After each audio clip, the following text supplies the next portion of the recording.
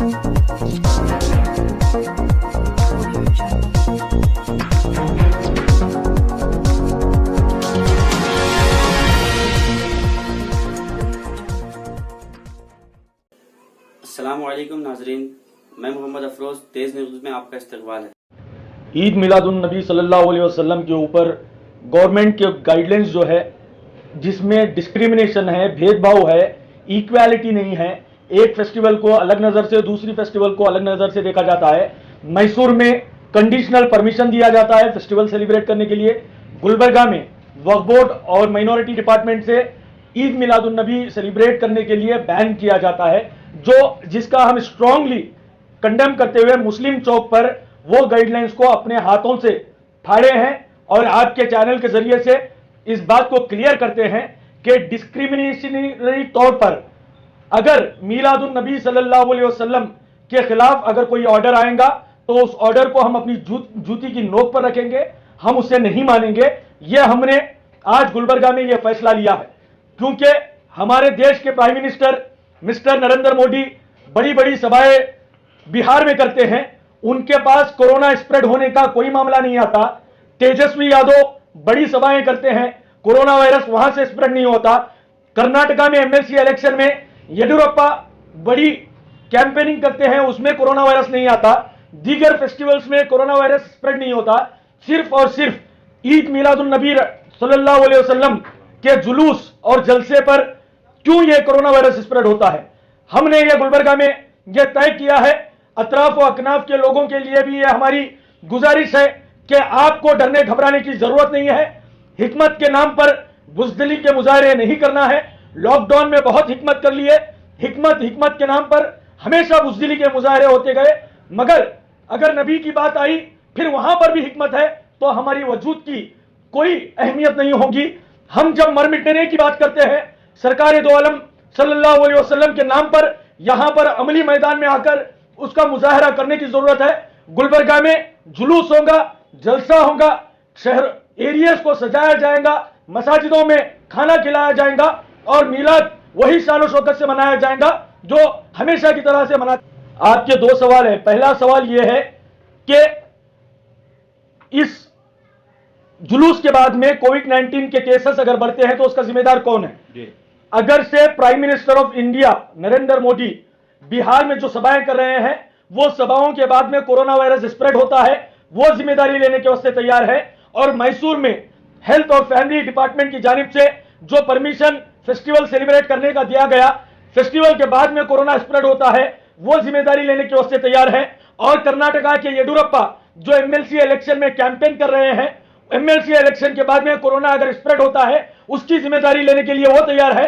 तो यकीनन इस जुलूस के बाद में पहले तो हमारा अकीदा और बिलीफ यही है कि इस मिलाद की बरकत से कोरोना वायरस गुलबर्गा में जो 50-60 केसेस है वो भी खत्म हो जाएंगे। उसके बावजूद आपके सवाल का जवाब देते हुए यह कहना चाह रहा हूं कि जुलूस के बाद में अगर खुदा ना खास्ता कोरोना वायरस स्प्रेड होता है तो उसकी जिम्मेदारी हम लेने के लिए तैयार है। तबलीग जमात के इशू के ऊपर भी हिकमत के नाम पर बुज़दिली के मुजाहरे किए गए। उसके साथ साथ जब भी कर्नाटका का हेल्थ मिनिस्टर उस सीरियस लॉकडाउन में पूरी एक रैली लेकर निकलता है, एक मीडिया चैनल बताने के लिए तैयार नहीं था। सिर्फ तबलीग जमात कर एक पूरी हवा ठहरा की गई हिंदुस्तान में और एक पर्टिकुलर कम्युनिटी को, मुस्लिम कम्युनिटी को टारगेट करते हुए उनके इमेज को टर्निश करने की कोशिश की गई।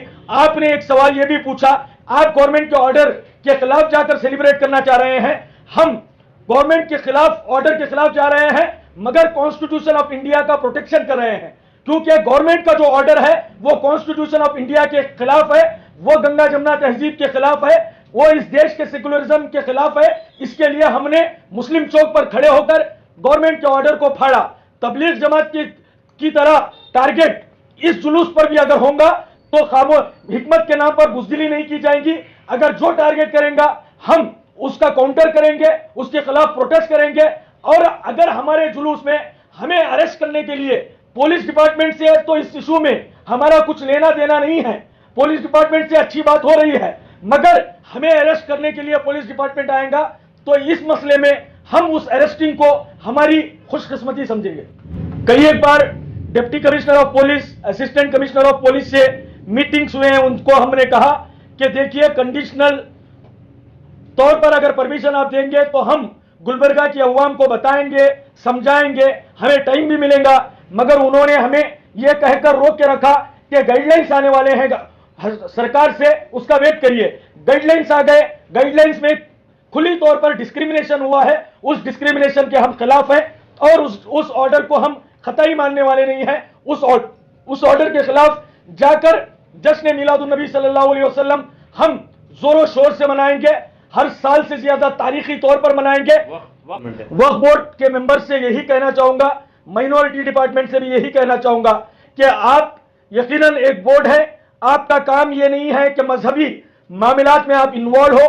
हमारी ये शरीयत है, शरीयत के लिए हमारे पास उलमाए कराम है, मशाइखीन है, मुफ्तियान इकराम है, उनकी रहनुमाई में हम अपने ईदैन को, अपने मसले मसाइल को हम तय कर लेंगे। आपको यह किसी भी तरीके से इख्तियार नहीं बनता कि आप ऐसे मजहबी मामलात में इन्वॉल्व हो। हमारा यही डिमांड आखिरी तक यही रहेगा कि वक्फ बोर्ड और माइनॉरिटी डिपार्टमेंट इन लॉकडाउन के चलते बहुत सारे इश्यूज में आप इन्वॉल्व हो रहे हैं, जबकि आपको यह कोई इख्तियार नहीं बनता कि आप हमारे मजहबी मामलात में आपका इन्वॉल्वमेंट किया जाए। गुलबर्गा की अवाम को यही कहना चाहूंगा कि ये ईद मिलादुन नबी जो है इस मर्तबा की हमारे लिए एक चैलेंज है।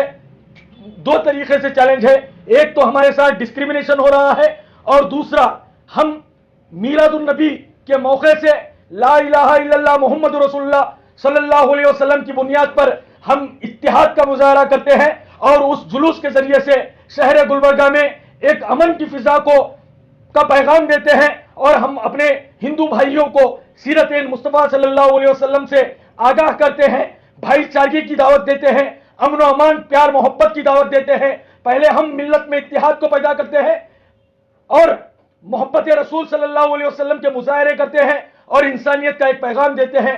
तो हमें पूरे डिसिप्लिन के साथ इस मर्तबा जलसा और जुलूस करना है। कोरोना वायरस की वबा अभी चल रही है, तो लिहाजा कोरोना वायरस की एहतियाती तदाबीर जो है, अपने चेहरे पर मास्क लगाना, सोशल डिस्टेंसिंग करना और सैनिटाइजर का यूज करना बेहद जरूरी है। उन तमाम प्रिकॉशनरी मेजर्स लेते हुए हम गवर्नमेंट ऑफ कर्नाटका के उस डिस्क्रिमिनेटरी ऑर्डर के खिलाफ जाएंगे और इंशाअल्लाह ताला अमन और अमान के साथ पूरी तरीके से अमन और अमान के साथ हम सेलिब्रेशन करेंगे इंशाअल्लाह ताला। गुलबर्गा की आवाम से यही गुजारिश है कि आपको डरने घबराने की कोई जरूरत नहीं है। जो मकसद के साथ जश्न ईद मिलादुन नबी और जुलूस ईद मिलादुन नबी रखा गया, इसका क़याम अमल में लाया गया, उसका मैसेज यही है कि यूनिवर्सल ब्रदरहुड और हमारी बेपनाह नबी पाक सल्लल्लाहु अलैहि वसल्लम से मोहब्बत के मुजाहरे करना और मिल्लत इस्लामिया में कलमे की बुनियाद पर इत्तिहाद को पैदा करना, इसका मकसद है। क्यों? वरना ईद मिलादुन नबी को हर हमेशा किसी न किसी तरीके से टारगेट किया जाता आ रहा है, टारगेट किया जाता रहेगा, मगर हमें एक मजबूती के साथ खड़े होना है। लास्ट टाइम ईद मिलादुन नबी को बाबरी मस्जिद के फैसले को जोड़कर जुलूस मिलादुन नबी को पोस्टपोन करने या टाल मटोल की बातें की जा रही थी। उससे पहले पीएसआई बंडे के केस को लेकर वहां पर भी प्रॉब्लम क्रिएट करने की कोशिश की जा रही थी। अब कोरोना वायरस को लेकर एक प्रॉब्लम क्रिएट करने की कोशिश की जा रही है। आने वाले साल में भी इसी तरीके से किसी ना किसी चीज को बहाना बनाते हुए इसको खत्म करना मकसद बातिल ताकतों का है, दुश्मन इस्लाम ताकतों का है, दुश्मन अमन ताकतों का है। ये नहीं चाहते कि हम मिलाद के जरिए से हिंदू मुस्लिम सिख ईसाई में इंसानियत का मैसेज दें, मिल्लत इस्लामिया के बीच में इत्तिहाद को पैदा करें। और जब तक गुलबर्गा की आवाम से यही कहना चाहता हूं कि जब तक हम रहेंगे इंशाअल्लाह ताला ये मिलादुन नबी उसी शान और शौकत के साथ चलते रहेगा। और गुलबर्गा की आवाम से पूरी उम्मीद है, पूरा यकीन है, ये मिलाद ता क़यामत तक जारी और सारी रहेगा इंशाअल्लाह ताला। हमारे चैनल को सब्सक्राइब करें और साथ में दिए गए घंटी के निशान को दबाना ना भूलें।